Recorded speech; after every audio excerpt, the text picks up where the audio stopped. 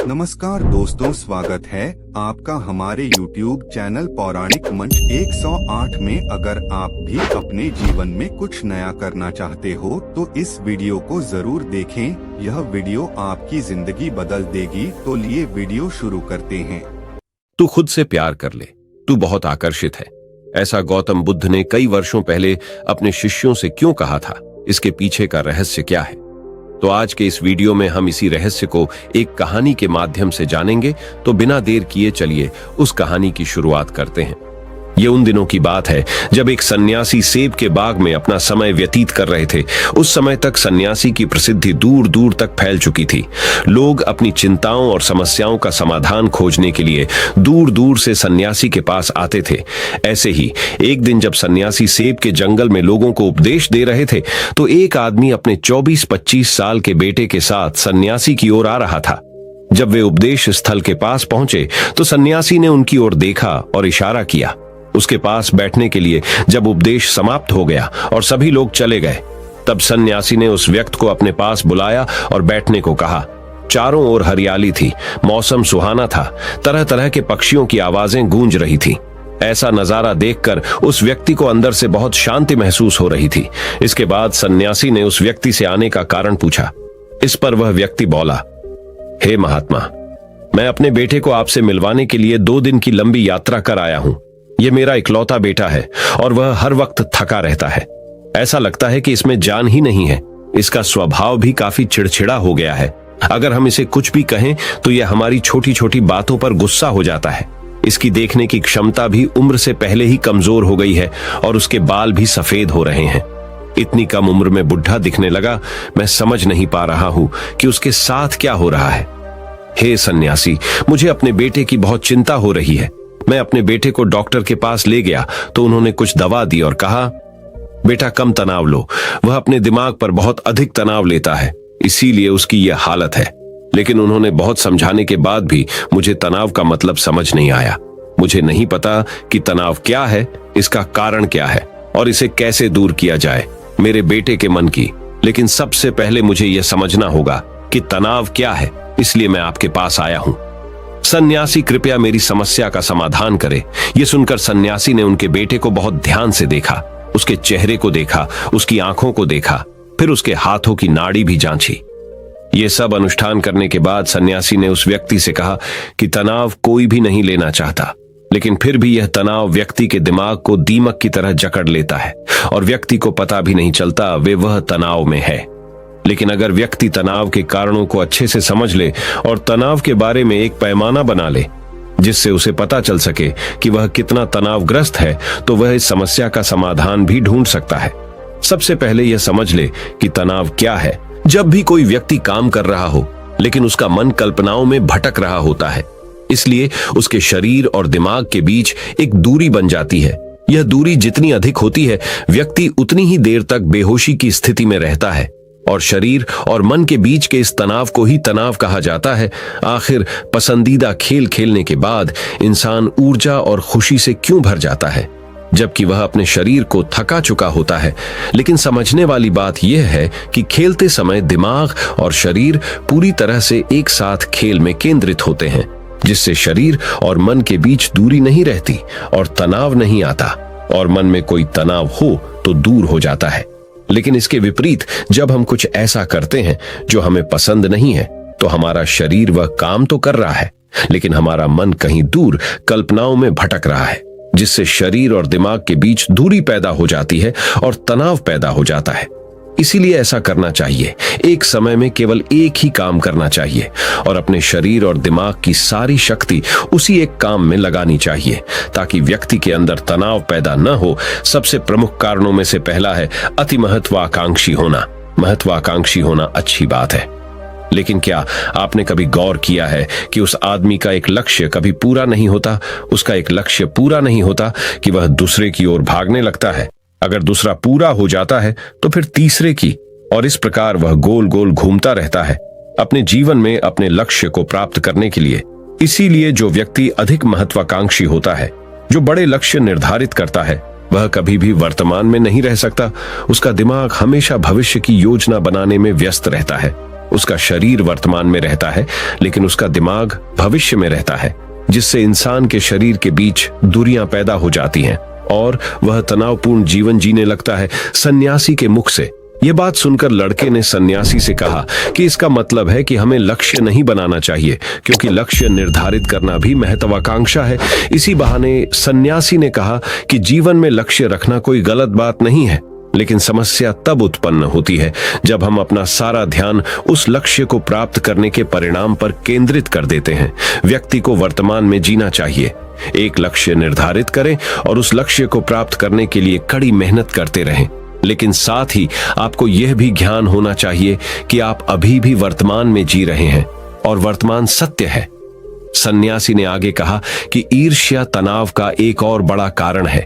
जब कोई व्यक्ति ईर्ष्या और ईर्ष्या से भर जाता है तो उसका मन अंदर ही अंदर सड़ने लगता है। ईर्ष्या एक आंतरिक घाव है, यानी मन का घाव। इंसान के शरीर का घाव तो ठीक हो सकता है, लेकिन मन का घाव कभी नहीं भर सकता। इसलिए कभी भी दूसरों की उन्नति और खुशी से ईर्ष्या नहीं करनी चाहिए, क्योंकि ईर्ष्या तनाव का कारण बनती है। इसके बाद सन्यासी ने तनाव का अगला कारण बताया और कहा कि अरुचिकर काम भी मन में तनाव पैदा करता है। जो काम हमें करना पसंद नहीं है, उस काम में हमारा मन नहीं लग पाएगा, हमारा शरीर वहीं बैठ जाएगा। लेकिन हमारा मन कल्पना की उड़ान भरता है, जिससे शरीर और मन के बीच दूरी पैदा हो जाती है और व्यक्ति तनावग्रस्त हो जाता है। इसलिए व्यक्ति को हमेशा अपनी रुचि के अनुसार ही कार्य करना चाहिए। यदि व्यक्ति ने यह तय कर लिया है कि उसे कौन सा काम करना है और वह उसी काम को अपने जीवन का लक्ष्य बना लेता है, तब वह काम उसके लिए काम नहीं बल्कि खेल बन जाता है। लेकिन दोस्तों, अपने जुनून को फॉलो करो। ये कहना कितना आसान है, अपना सच्चा जुनून ढूंढना कितना मुश्किल है, क्योंकि आजकल ज्यादातर युवा सेलिब्रिटीज और सोशल मीडिया से प्रभावित हैं। वे किसी भी काम को अपना जुनून मानते हैं और फिर कुछ दिनों तक कोशिश करने के बाद उसे बीच में ही छोड़ देते हैं, क्योंकि यह उनका जुनून नहीं था। और इस तरह वे अपना कीमती समय और ऊर्जा बर्बाद करते हैं। तनाव का चौथा कारण है दूसरों से अपेक्षा करना। सन्यासी ने उस व्यक्ति की ओर इशारा करते हुए कहा, एक पिता के रूप में तुम्हें अपने बेटे से बहुत सारी उम्मीदें होंगी कि आपका बेटा बहुत सफल इंसान बने, आपका नाम रोशन करे और जैसा जीवन चाहे वैसा जिए, आपकी हर बात माने। लेकिन क्या आज तक किसी की भी उम्मीदें पूरी हुई हैं? जब भी कोई व्यक्ति दूसरे से कुछ अपेक्षा करने लगता है तो वह अनजाने में तनाव पैदा करना शुरू कर देता है। खुद के लिए जरा सोचिए, अगर आपका बेटा आपके मुताबिक काम नहीं कर रहा है और वह वैसा नहीं बन रहा है जैसा आप उसे बनाना चाहते हैं, तो निश्चित तौर पर तनाव आपके दिमाग पर हावी हो जाएगा। आप तनावपूर्ण जीवन जीने लगेंगे और इस तनाव में आप इस तरह व्यवहार और बातचीत करेंगे कि आपके अपने बेटे के साथ संबंध बद से बदतर होते चले जाएंगे। इसलिए व्यक्ति को दूसरों से अपनी क्षमता से कम उम्मीदें रखनी चाहिए। और अगर आप पूरी तरह से तनाव मुक्त रहना चाहते हैं तो दूसरों से उम्मीद करना बंद कर दें। इसके बाद सन्यासी ने कहा कि शारीरिक कष्ट भी मनुष्य के तनाव का एक कारण है। जब कोई व्यक्ति किसी शारीरिक दर्द से गुजर रहा होता है तो उसका पूरा ध्यान उस दर्द पर होता है और वह सारा दिन बस अपने दर्द के बारे में ही सोचता रहता है, जिससे उसका मन दुखद विचारों से भर जाता है और ऐसे में व्यक्ति तनावग्रस्त रहने लगता है। ये सब सुनकर वह व्यक्ति बोला कि हे सन्यासी, शारीरिक कष्ट किसी भी व्यक्ति को हो सकता है, तो क्या वह व्यक्ति जीवन भर तनाव में रहेगा? इसका उत्तर देते हुए सन्यासी ने कहा कि मनुष्य को यह समझना चाहिए कि हमारा जीवन दुख का आधार है। जैसे जैसे हमारा जीवन चलता है, बीमारियां आती हैं और फिर अंत में मृत्यु आती है। इसलिए बीमारियां मानव जीवन का अभिन्न अंग है। इससे कोई नहीं बच सकता। यह बस किसी के जीवन में समय से पहले आता है और किसी के बाद आता है, लेकिन सबके पास आता है। जब मानव मस्तिष्क इस बात को अच्छी तरह से समझ जाएगा तो तब उसे अपनी बीमारी के बारे में सोचकर ज्यादा तनाव नहीं लेना चाहिए, क्योंकि यह हमारे जीवन का अभिन्न अंग है और इसके लिए शारीरिक व्यायाम का अभ्यास करते रहना चाहिए और स्वस्थ जीवन शैली को भी अपने जीवन में जगह देनी चाहिए, जिससे उनका शरीर लंबे समय तक स्वस्थ रहकर ठीक से काम कर सके। तनाव का अगला कारण है अपनी योजनाओं को समझने के लिए समय न देना।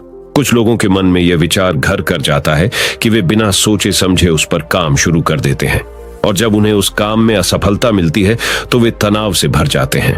क्योंकि उन्होंने उस काम को शुरू करने से पहले उस काम के बारे में पूरी जानकारी इकट्ठा नहीं की थी। किसी भी कार्य को शुरू करने से पहले व्यक्ति को उसके अच्छे और बुरे परिणाम के बारे में ठीक से विचार कर लेना चाहिए। व्यक्ति को यह भी अच्छे से सोचना चाहिए कि यदि यह योजना सफल नहीं हुई तो इसके बाद मैं क्या करूंगा। इसलिए व्यक्ति को अपनी योजनाओं को समझने के लिए पूरा समय देना चाहिए, ताकि बाद में वही योजना तनाव पैदा न कर दे। तनाव का 7वां सबसे बड़ा कारण टालमटोल है। आज का काम कल पर डाल देना। आपने यह कहावत तो सुनी ही होगी कि आलस्य मनुष्य का सबसे बड़ा दुश्मन है। मनुष्य अपने आलस्य के कारण आज के काम को कल पर टाल देता है और फिर टालना उसकी आदत बन जाती है। टाल मटोल करने वाले का काम कभी भी समय पर पूरा नहीं होता है, और अगर किसी कारण से हो भी जाता है तो उतना अच्छा नहीं होता जितना हो सकता था, और फिर ये बात इंसान के अंदर तनाव पैदा करती है। लेकिन आखिरी समय पर टालना या न करना एक आदत है, इसलिए न चाहते हुए भी व्यक्ति बार बार इस आदत का शिकार हो जाता है और फिर काम को टालता रहता है, और फिर जब काम की समय सीमा नजदीक आ जाती है तो वह उस काम को पूरा करने की कोशिश करता है। इसलिए तनाव मुक्त रहने के लिए व्यक्ति को काम को टालने की आदत को छोड़ना होगा, और यह तभी संभव है जब लोग काम को समय से पहले पूरा करने का प्रयास करेंगे। तनाव का आखिरी और सबसे बड़ा कारण है ज्यादा सोचना। लगातार सोचना भी एक बीमारी है, और यह उन लोगों में सबसे ज्यादा पाई जाती है जो कल्पनाएं करते हैं, जो अतीत की घटनाओं के बारे में सोचते रहते हैं और जो भविष्य के बारे में बेतहाशा सोचते रहते हैं। इसलिए व्यक्ति को ज्यादा सोचने की आदत पर अंकुश लगाना चाहिए। उसे जितना हो सके खुद को काम में व्यस्त रखने की कोशिश करनी चाहिए, और प्रतिदिन ध्यान के अभ्यास को अपने जीवन का हिस्सा बनाएं। सन्यासी के मुख से ये सभी बातें सुनकर वह व्यक्ति हाथ जोड़कर बोला, हे सन्यासी, मेरा बेटा अभी सिर्फ 20 साल का है और उसे इतनी समझ भी नहीं है कि वह सभी बातों का पालन कर सके। कृपया तनाव दूर करने का कोई आसान तरीका बताएं, तावे मेरा बेटा भी उसे अपना सके और तनाव मुक्त रह सके।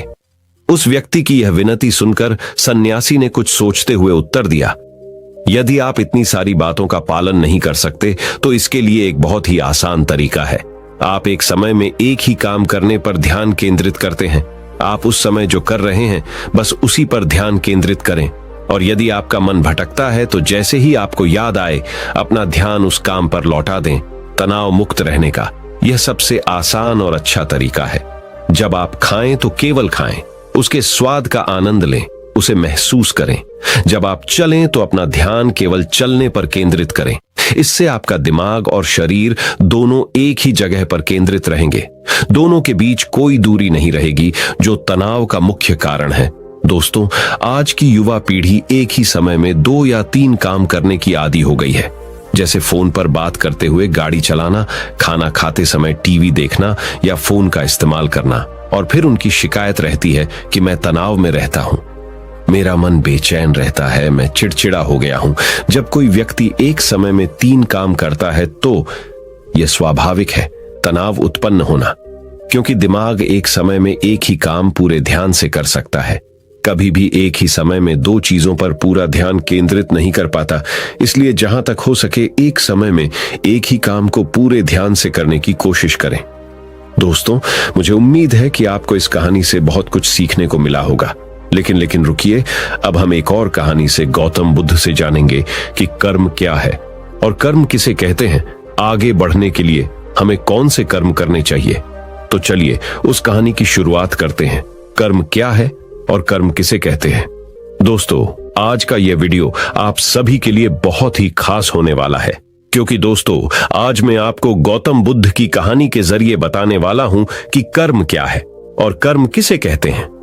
दोस्तों, एक बार महात्मा गौतम बुद्ध के शिष्य ने उनसे पूछा कि कृपया हमें यह बताएं कि कर्म क्या है और कर्म किसे कहते हैं। तो उसके बाद महात्मा गौतम बुद्ध ने अपने शिष्य से कहा कि कर्म को समझने के लिए मैं तुम्हें एक कहानी सुनाता हूं। इस कहानी से तुम समझ जाओगे कि कर्म क्या है और कर्म किसे कहते हैं।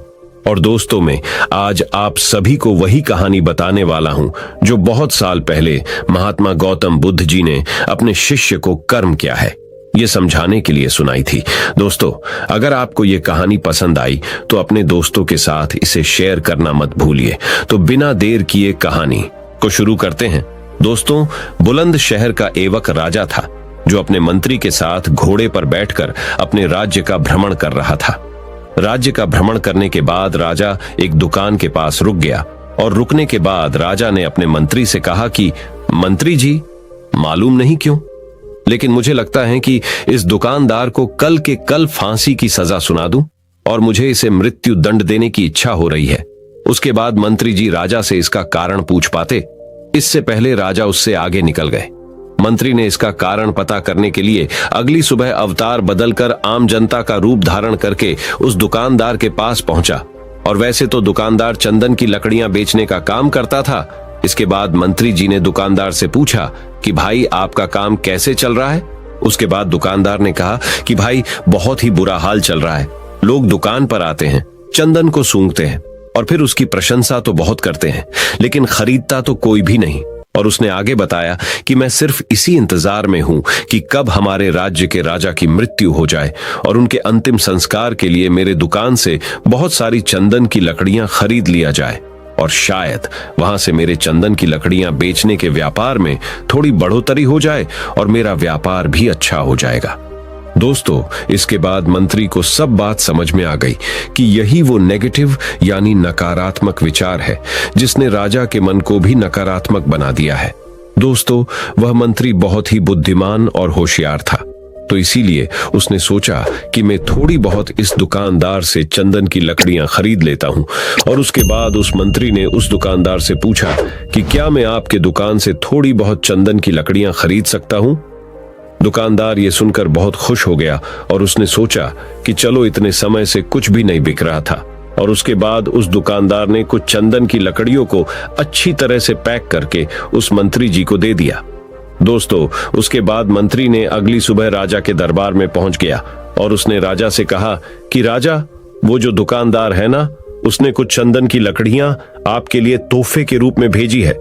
ये बात सुनकर राजा बहुत खुश हुआ और मन ही मन सोचने लगे कि मैं बेकार में ही उस दुकानदार के बारे में गलत सोच रहा था। और उसने उन चंदन की लकड़ियों को हाथ में ले लिया और उसने उन चंदन की लकड़ियों को बहुत ही अच्छी तरह से सूंघ लिया और उसमें से बहुत ही अच्छी सुगंध आ रही थी। दोस्तों, राजा इससे बहुत ही ज्यादा खुश हुए और उसके बाद राजा ने अपने मंत्री के हाथों उस दुकानदार के लिए कुछ सोने के सीखे भेज दिए गए। उसी आम जनता का रूप धारण करके मंत्री जी अगली सुबह उस दुकानदार के पास चले गए और उसने वह सोने के सीखों को उस दुकानदार को दे दिया। दोस्तों, उसके बाद दुकानदार बहुत खुश हुआ और मन ही मन उसने सोचा कि मैं बेवजह अपने राज्य के राजा के बारे में गलत सोच रहा था। राजा तो बहुत ही ज्यादा दयालु है। और यहीं पर महात्मा गौतम बुद्ध जी ने कहानी को खत्म किया। ये कहानी जब खत्म हुई तब गौतम बुद्ध ने अपने शिष्यों से कहा कि अब आप बताएं कि कर्म क्या होता है। तब गौतम बुद्ध जी के सभी शिष्यों ने जवाब देते हुए कहा कि शब्द ही हमारे कर्म होते हैं और हम जो भी काम करते वही हमारे कर्म होते हैं और जो हमारी भावनाएं होती हैं वही हमारे कर्म होते हैं।